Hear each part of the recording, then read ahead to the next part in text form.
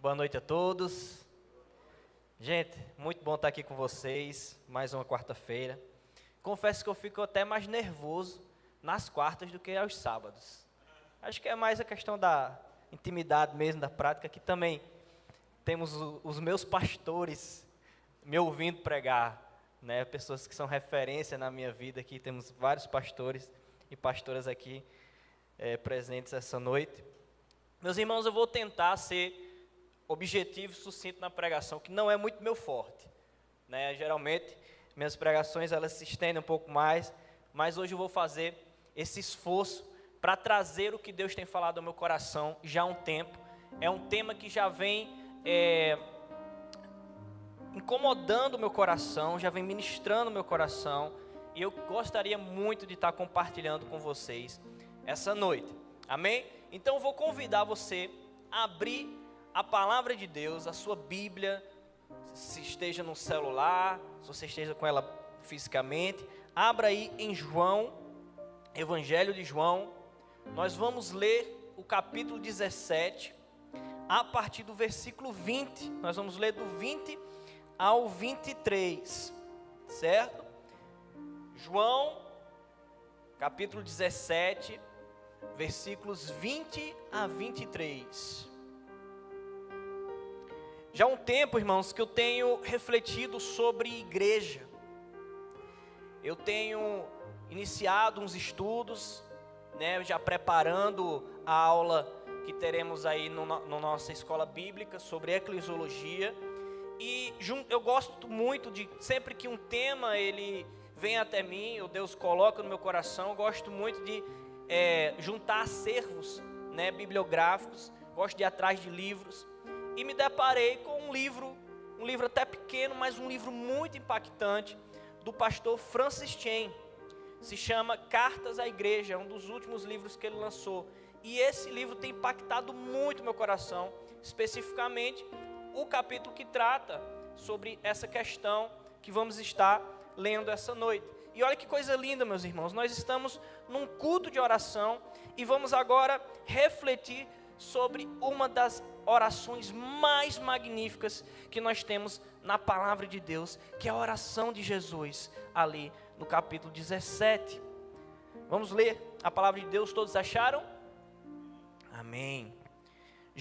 João 17, a partir do 20, diz o seguinte: minha oração não é apenas por eles, rogo também por aqueles que crerão em mim, por meio da mensagem deles, para que todos sejam um, Pai, como Tu estás em mim e eu em Ti, que eles também estejam em nós, para que o mundo creia que Tu me enviaste, desde a glória que me deste, para que eles sejam um, assim como nós somos um, eu neles e Tu em mim, que eles sejam levados à plena unidade, para que o mundo saiba que Tu me enviaste e os amaste como igualmente me amaste. Você pode dizer um amém? Meus irmãos, eu creio que quase todos aqui já se depararam com esse texto, né? O Evangelho de João é um livro da Bíblia bastante lido, principalmente se você ainda está iniciando sua caminhada, é um dos primeiros livros indicados para que você se debruce na palavra de Deus. Eu tenho certeza que talvez a maioria aqui já se deparou com esse texto especificamente.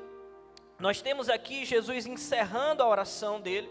Ele inicia o capítulo 17 orando para si mesmo, ele orando sobre si mesmo, né? Ali no versículo 1 ao versículo 5. Em seguida ele começa a orar pelos seus apóstolos, pelos seus discípulos, né? Aqueles mais chegados a ele, aqueles que estavam ali caminhando com ele. E aqui a partir do versículo 20, ele começa a orar por você. Ele começa a orar por mim, ele começa a orar por todos aqueles que iriam crer nele. E nós temos aqui nessa oração princípios e revelações tremendas, que nos auxiliam como corpo e como igreja de Cristo. Revelações assim que se nós guardarmos com todo o nosso coração e realmente praticarmos aquilo que Jesus disse, a porta do inferno não prevalecerá sobre a igreja. Amém?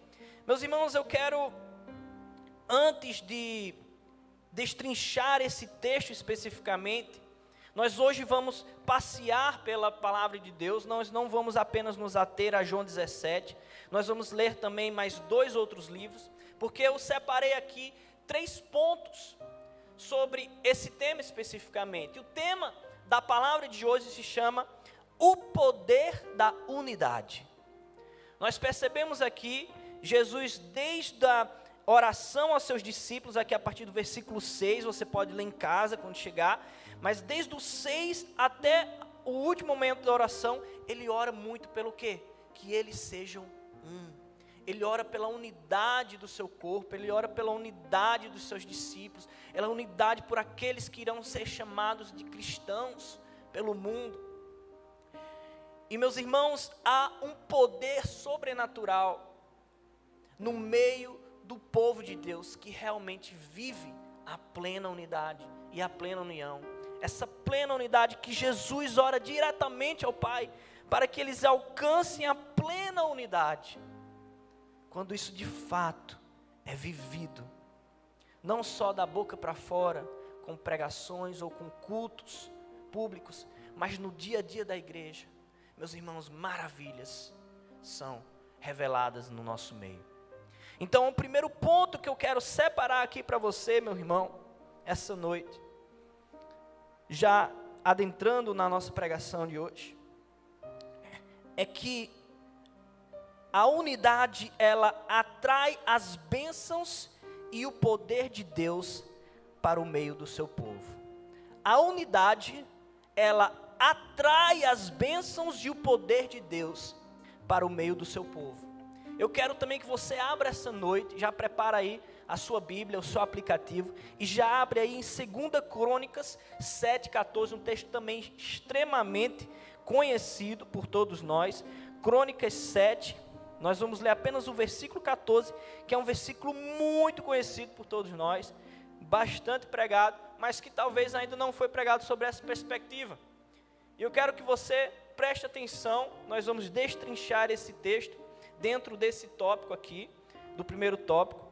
E a palavra diz o seguinte, 2 Crônicas 7,14. Se o meu povo, guarde isso, o meu povo, que se chama pelo meu nome, se humilhar e orar, buscar a minha face e se afastar dos seus maus caminhos, dos céus, ouvirei e perdoarei o seu pecado e curarei a sua terra. De hoje em diante, meus olhos estarão abertos e meus ouvidos atentos às orações feitas neste lugar. Isso aí foi o versículo 15. Mas veja bem o versículo 14, quando a palavra de Deus, quando o próprio Deus, ele diz a Salomão, se o meu povo orar e se humilhar, há aqui, pela parte de Deus, uma convocação para o coletivo, para a comunidade, para isso aqui que nós estamos fazendo essa noite, nos reunindo como igreja, como seu corpo, para orar, para clamar, para nos prostrarmos diante da grandeza e da glória de Deus, para nos arrependermos de forma coletiva e como igreja de nossos pecados. E quando o povo de Deus, ele se une em um só coração, em um só propósito, Deus cura a terra. Os milagres de Deus são derramados sobre a tua igreja, sobre a nação, sobre o povo, que em união, em unidade, um único coração, em um só propósito, se juntam para exaltar ao Senhor dos senhores, ao Deus Todo-Poderoso. Meus irmãos, eu creio muito no poder da unidade do corpo de Cristo, orando pelo mesmo propósito, pela mesma coisa. Mas, meus irmãos, isso é algo que tem sido recente em meu coração. Como o pastor Neto mesmo falou, Deus tem amadurecido o meu coração. Tem sido algo recente. Eu confesso que durante toda a minha caminhada, nesses pouco mais de 15 anos de evangelho, um pouquinho mais, eu confesso que eu não me ative tanto à importância da igreja, a importância da comunidade, da Assembleia dos Santos, dos cristãos. Por muitas vezes eu achei que a minha caminhada com Deus, ela poderia ser algo individual. Fiz até parte do todo jovem, né, pastor Wesley, passa, eu acho que por esse momento de uma leve rebeldia com a igreja, com a sua liderança, e diz, rapaz, não preciso estar também na igreja, eu sou a igreja, né? Começa aquele discurso herético e do demônio, que é o seguinte, que eu sou a igreja. Cuidado com esse tipo de pensamento, porque isso é um pezinho para que você se afaste do verdadeiro propósito de Deus para a sua vida, do verdadeiro evangelho. E a palavra de Deus, de Gênesis a Apocalipse, ela convoca o seu povo para estarem unidos, não só em templos ou em prédios, mas unidos no dia a dia em um só propósito. E é impossível você sozinho exercer isso, o chamado de Deus. Mas, meus irmãos, nem sempre eu tive esse pensamento, eu tive essa maturidade. E foi necessário, ao longo da minha caminhada, aos trancos e barrancos, levando cajadada e uns apertos de orelha de Deus, questões recentes que eu já compartilhei aqui com vocês, que trabalharam a percepção da importância de estar em comunhão com meus irmãos. E como Deus tem abençoado a minha vida, tem abençoado a minha família, tem aberto os meus olhos e tem derramado o seu poder transformador e restaurador na minha vida, a partir da comunhão que eu tenho tido com vocês, com os meus irmãos, a minha família, que são vocês, irmãos em Cristo.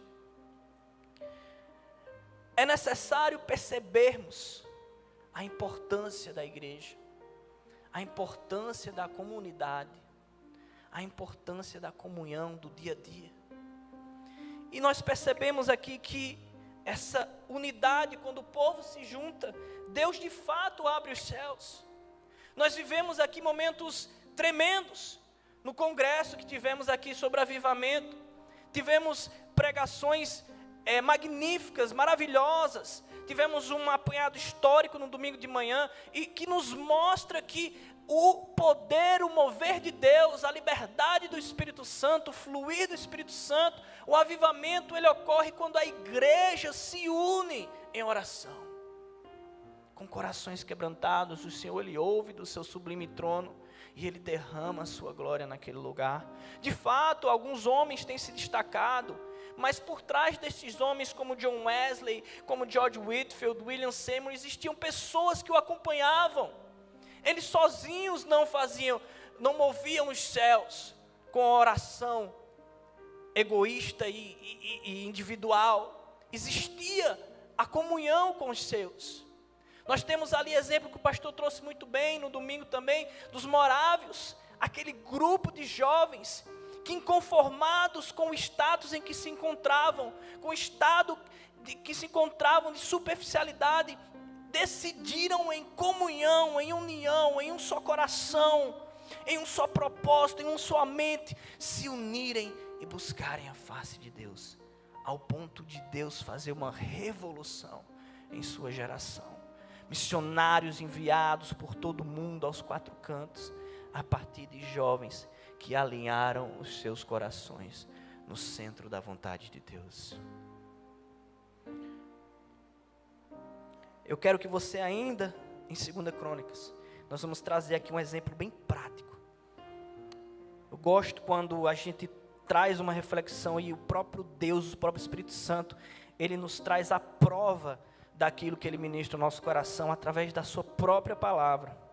Eu quero convidar você a voltar um pouco antes para Crônicas 5. Abra aí em Crônicas 5. Nós vamos ler do 2 ao 6 e depois nós vamos pular para o 11, para não ficar muito longo o texto.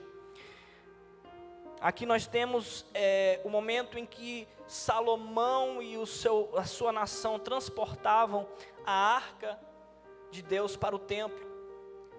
E eu quero que você perceba alguns padrões aqui, que nós vamos trazer isso para os nossos dias, como exemplos práticos também para o nosso meio. A partir do 2, meus irmãos, 2 Crônicas 5, todos acharam? Amém? Diz o seguinte: então Salomão reuniu em Jerusalém as autoridades de Israel e todos os líderes das tribos e os chefes das famílias israelitas, para levarem de Sião, a cidade de Davi, a arca da aliança do Senhor. E todos os homens de Israel uniram-se ao rei por ocasião da festa, no 7º mês. Quando todas as autoridades de Israel chegaram, os levitas pegaram a arca e a levaram com a tenda do encontro e com todos os seus utensílios sagrados. Foram os sacerdotes levitas que levaram tudo. O rei Salomão e toda a comunidade de Israel que havia reunido a ele diante da arca, sacrificaram tantas ovelhas e bois que nem era possível contar. E aí nós vamos agora avançar, pular para o versículo 11. Eu quero que você preste atenção nesse versículo especificamente. Nesse 11 aí, você grifa aí na sua Bíblia, no seu aplicativo, diz o seguinte: os sacerdotes saíram do lugar santo. Olha, todos eles haviam se consagrado, não importando a divisão a que pertenciam. Grifem isso. E todos os levitas que eram músicos, Asaf, Emã, Jedutum e os filhos e parentes deles, ficaram a leste do altar, vestidos de linho fino, tocando símbolos, harpas e liras, e os acompanhavam 120 sacerdotes tocando cornetas. Os que tocavam cornetas e os cantores em uníssono, grife isso, em uníssono, louvaram e agradeceram ao Senhor.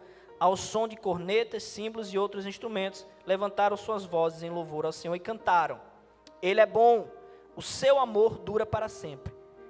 E olha aqui a conclusão, eles cantando uníssonos, todos consagrados.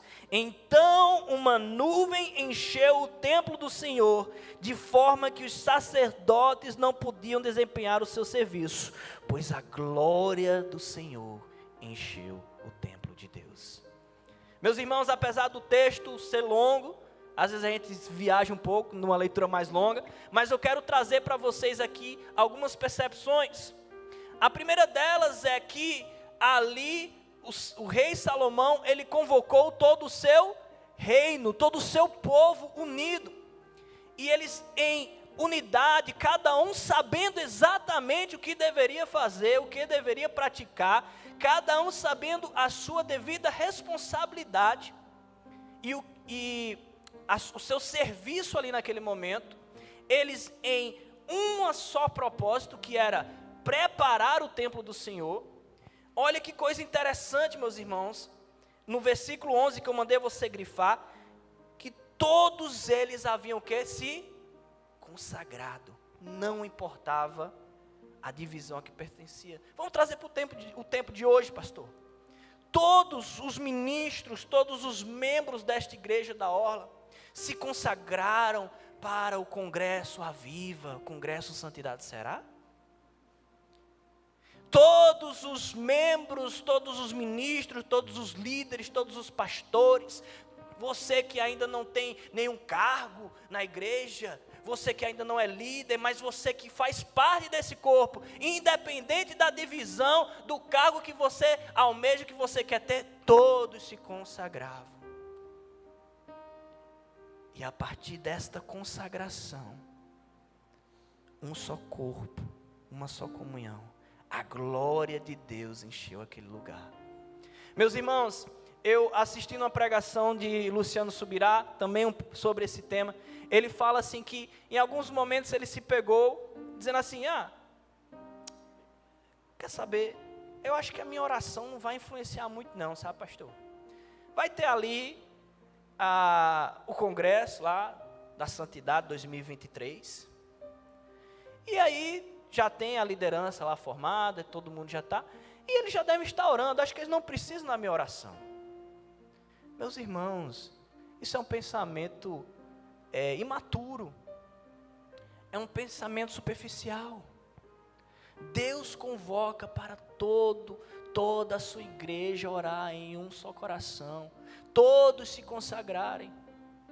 É claro que pela misericórdia de Deus, porque Deus é soberano e Ele age da forma como Ele quiser, que Ele pode abrir os céus e derramar a sua glória em nosso meio, mesmo que de 90 apenas 10 se consagrarem, buscaram a face de Deus, é claro.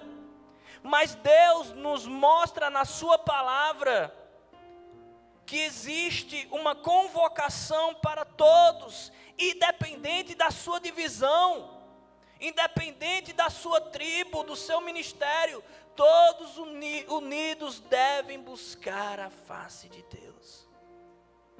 E eu tenho certeza, meu irmão, que é impossível a glória, o Espírito Santo, não vir no lugar em que todos, com os corações verdadeiramente colocados diante do altar do Senhor, que Ele não venha com algo da parte dEle em nosso meio. Então não espere, meu irmão, para que pastor Neto se consagre e busque, pastor Farias, os seus líderes de PG, seus líderes de ministério, orem por você, se consagrem por você. Não terceirize a unção que Deus tem preparado para você. Muitas vezes nós queremos chegar aos cultos e receber uma unção que foi trabalhada por outros, que foi buscada e foi clamada por outros, e queremos ser apenas meros ouvintes e participantes sem pagar o preço. E eu creio, meu irmão, que Deus já deu amostras neste lugar do que Ele vai fazer. E eu creio que Ele vai fazer muito mais.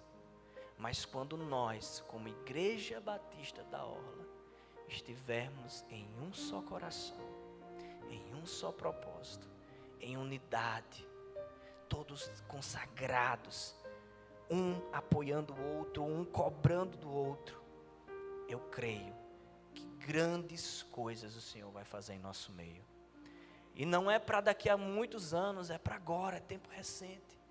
O Senhor tem comunicado ao coração de muitos aqui, que grandes obras Ele tem separado para o seu povo.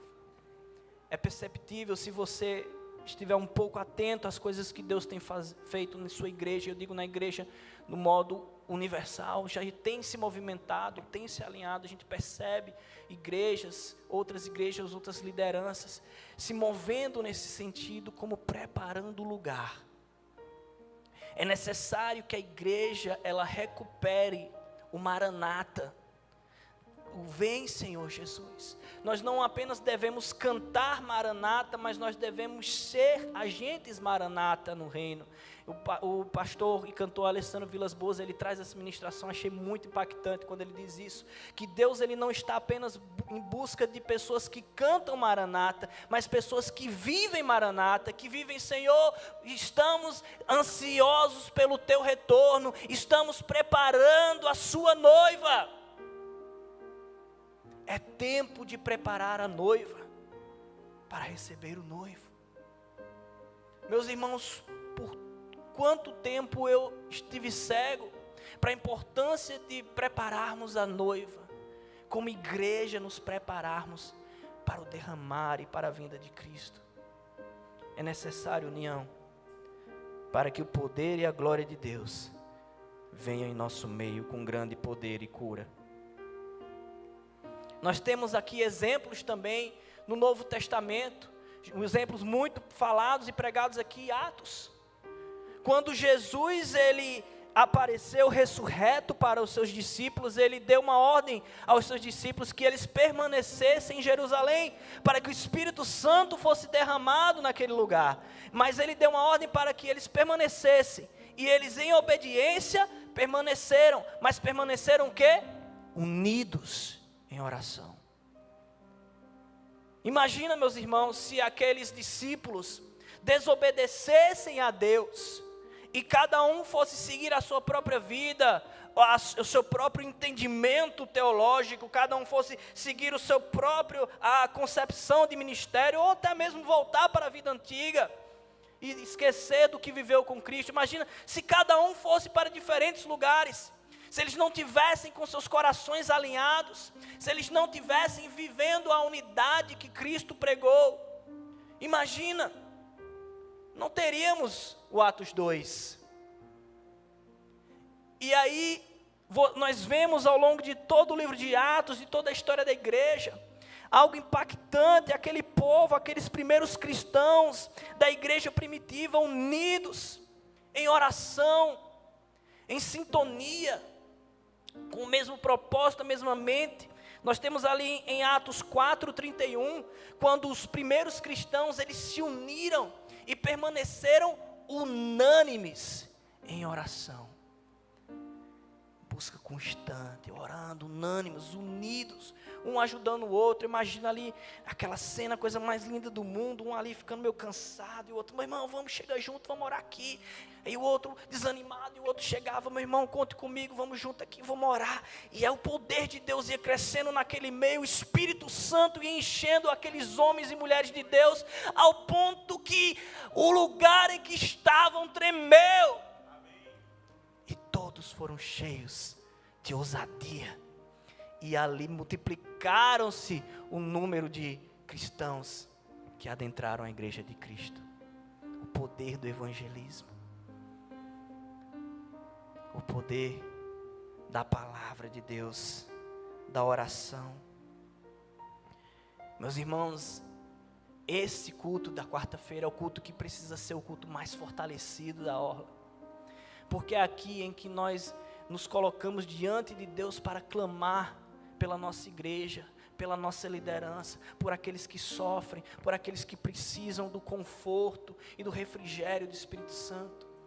Eu fico feliz quando eu vejo que verdadeiramente há homens e mulheres que colocaram a quarta-feira à noite como algo primordial em suas vidas. Estão aqui todas as quartas-feiras orando, se esforçando.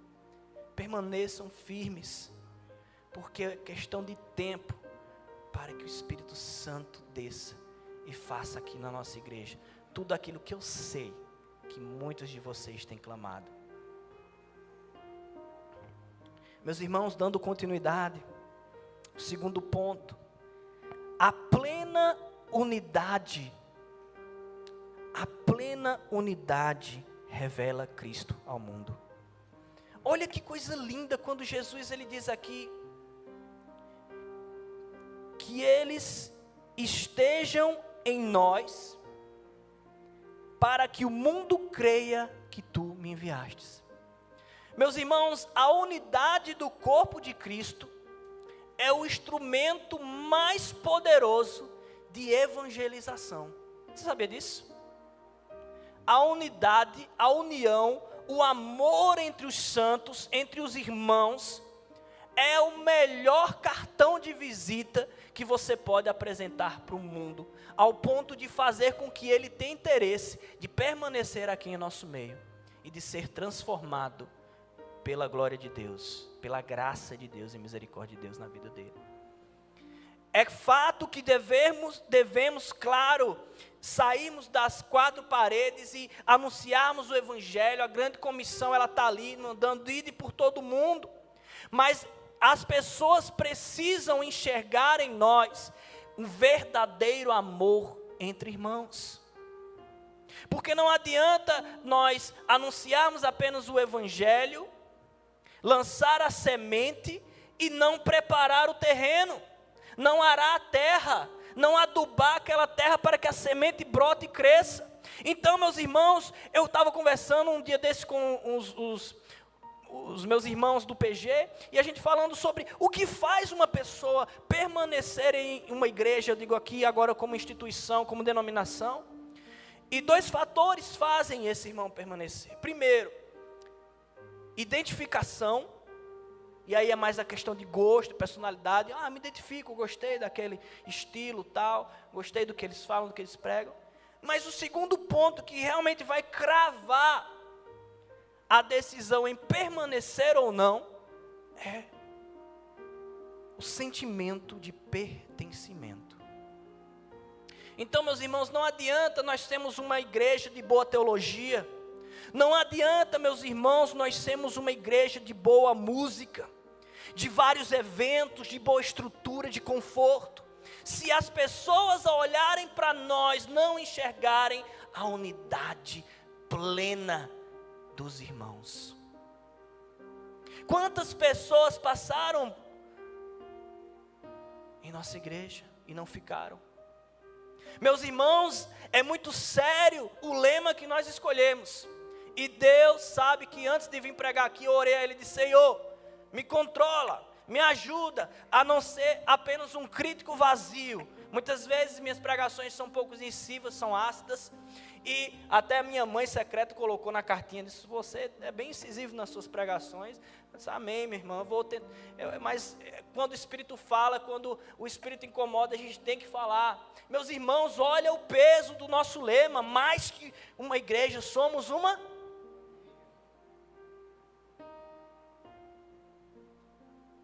Que isso seja verdade em nosso meio. Que isso seja verdade em nosso coração.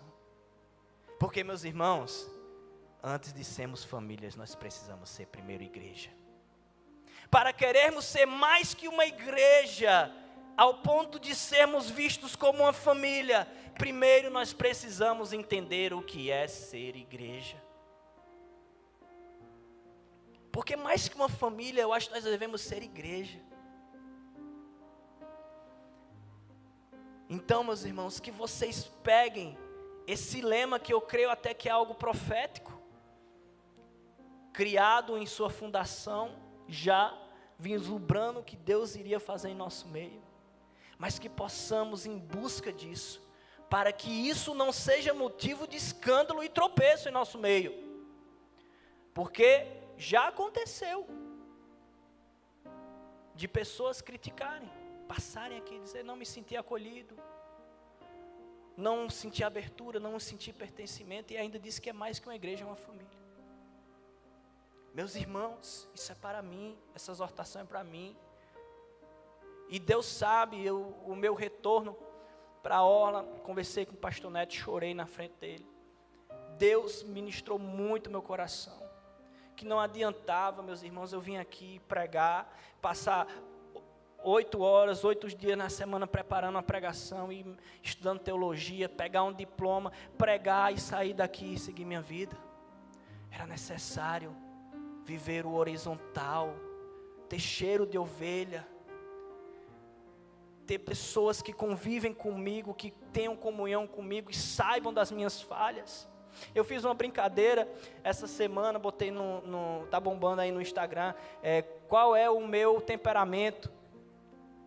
E meus irmãos, quem convive comigo no PG tem visto o Bruto Macho, de vez em quando aparecer aí, que é o meu novo apelido aí, Macho Bruto.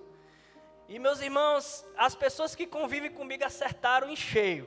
Tá ali, colérico, sanguíneo, fleumático e melancólico, né?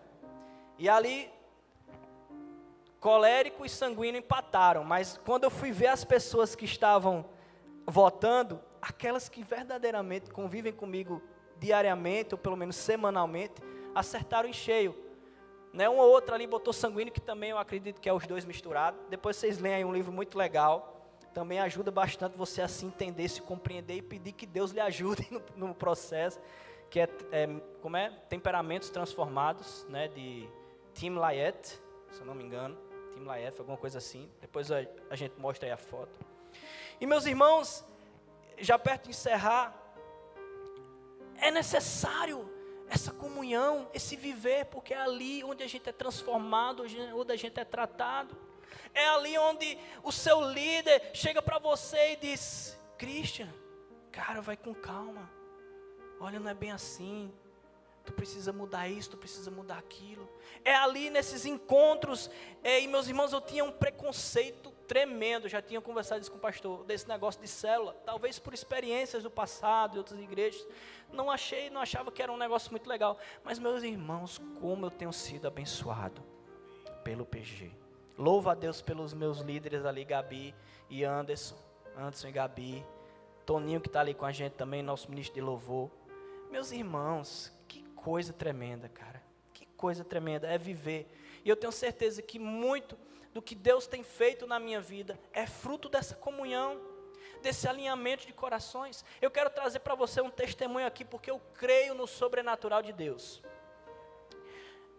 Domingo agora, minha pequena, você já conhece toda a história dela, ficou doente, e aí ela ainda está um pouquinho doentinha, mas está recuperando, e a saturação dela chegou a bater 89, fiquei muito preocupado, né? A gente levou no hospital, deu umas bombinhas, tal, medicou, e a gente voltou para casa, e à noite, ali, cancelamos o PG, geralmente toda segunda lá em casa, eu disse antes, não tem condições, Lele não está bem, E Anderson disse, eu vou convocar o PG para estar orando pela saúde de Lelê.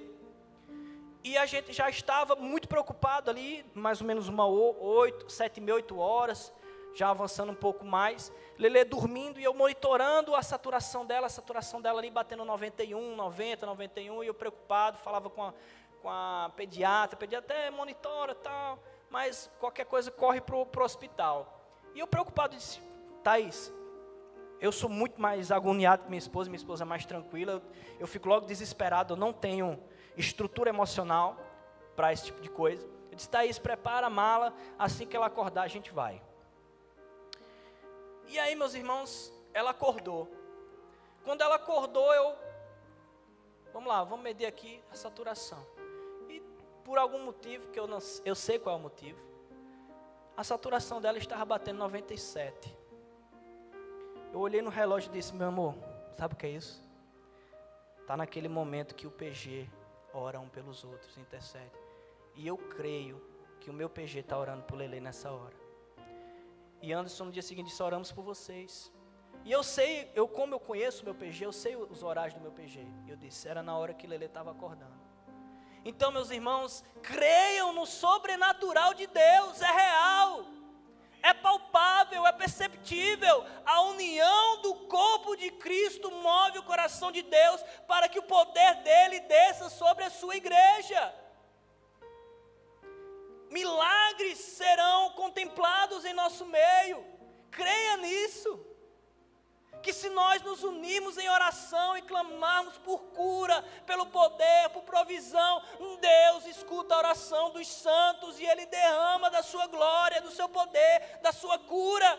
A palavra de Deus diz aqui, em 2 Crônicas, se o meu povo, que se chama pelo meu nome, orar, se humilhar, se arrepender, eu ouvirei e sararei a sua terra. Unidade. Não a união que a gente enxerga aí, muitas pessoas lá fora, amigos, colegas de trabalho, mas a união que só pode vir do alto. Deus, Ele dá um padrão, Ele dá um exemplo, que eles sejam um, assim como eu sou com o Pai. Meu amigo, não é pouca coisa não. Não é união bestinha de estar aqui vindo no domingo e, epa, meu irmão, caramba, que bom te ver aqui e tal, e aí, tudo em ordem, como foi tua semana e tal. Não, meu irmão. Jesus, Ele disse que nós devemos sermos um, assim como eu sou um com o Pai. E se você ler a palavra de Deus, você vai ver como é a comunhão de Jesus com seu Pai. E Ele quer que nós sejamos assim um com os outros. Ao ponto de eu olhar para o meu irmão e eu saber que ele está passando por alguma coisa, e eu já perceber e orar por ele, e chamar para junto. Comunhão, amor. João ainda em sua primeira carta, ele dá o padrão.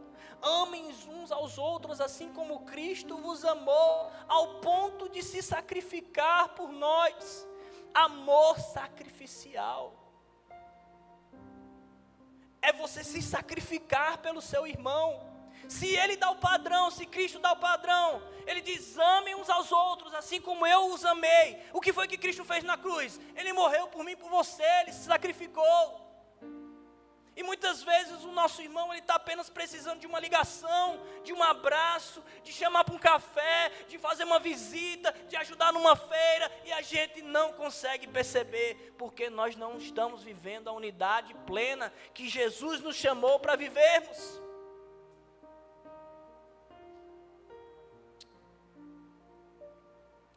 O mundo só se encantará com a igreja de Cristo quando ela enxergar essa unidade que a palavra de Deus fala. Terceiro ponto e último, meus irmãos, para a gente encerrar, passamos um pouquinho aqui, temos alguns minutos. A unidade, ela edifica e fortalece o corpo de Cristo. Eu vou mostrar aqui uma foto, você não se escandalize, tá? Não sei se é muito pertinente, não fiquem escandalizados, tem como colocar aí, meus irmãos? Vocês vão entender, quando vocês olharem, vocês vão dizer que viagem é essa, nada a ver, ele colocar isso, mas vocês vão entender. Cadê? Consegue colocar? Não? Senão eu continuo aqui, vou para frente. Meus irmãos, nós sabemos que a unidade, pronto aí. Esse modelo, essa pessoa esbelta, linda e bombada, olha, musculosa. Essa é a voz que o fala nesse momento, sou eu.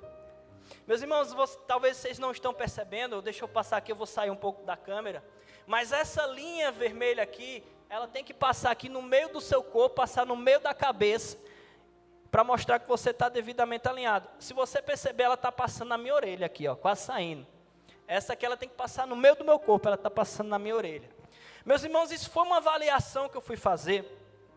Eu tenho sentido muitas dores na lombar, na cervical, e tenho tido muito problema gástrico, de refluxo, gastrite, e depois descobri que toda essa dor que eu estou sentindo é porque as minhas vísceras estão inflamadas, por uma má alimentação, sedentarismo, etc. E meus irmãos, o que eu quero trazer para vocês essa noite, é que quando o corpo de Cristo está desalinhado, todo o corpo sofre. Quando há um desalinhamento do povo de Deus, dos irmãos da Igreja Batista da Orla, dos irmãos da Igreja de Cristo, todo o corpo sofre. Todo o corpo é prejudicado. Todo o corpo sofre as dores. E eu passei por um momento constrangedor no nosso campeonato, trazendo um pouquinho aqui essa situação. Eu fui convocado pelo meu pastor para ser o último convocado, o 15º convocado, eram 15, acho que faltou gente, não liga para Cristian. E aí, e eu disse, vamos embora, fazia mais de ano que eu não calçava uma chuteira. Fui, comprei a chuteira, cheguei lá todo cheio de ano, disse, não, quero jogar, cara, mesmo que seja 2 minutos e tal. Meu irmão, ainda peguei na bola um lance, aí fiz um passe. O segundo lance, cara, o cara jogou a bola por cima de mim, quando eu fui correr, as minhas pernas, eu parei de sentir as pernas. Temos médicos aqui, temos o Dr. Valdir, me explique pelo amor de Deus. Quando eu dei o primeiro passo, eu não senti mais as pernas, e eu caí no chão feito uma banana, e só escutava o povo rindo da minha cara. Isso para um colérico, meu amigo. O cara já levantar com o povo rindo da cara dele, meu amigo, que foi isso? Não senti, ficou bamba, e disseram, eu não lembro, porque eu acho que apagou tudo também, depois eu tive que ficar quase 1 hora debaixo do chuveiro ali, passando mal, mas disseram que foi uma situação meio assim, as pernas assim, e tal, e eu saí rolando, isso eu não tinha nem tocado na bola, e meus irmãos, isso mostra que um corpo que não está devidamente tratado, trabalhado, unido, é um corpo enfraquecido. Meus irmãos, quando nós machucamos um braço, se eu machuco o meu braço esquerdo, quem aplica o gelol é o braço direito. Você fora do corpo, você não é tratado, você não é curado. Você precisa do outro para ter cuidado, para ser cuidado, para cuidar. Um corpo devidamente alinhado no mesmo propósito. A unidade, a união, a comunhão, ela fortalece o corpo de Cristo.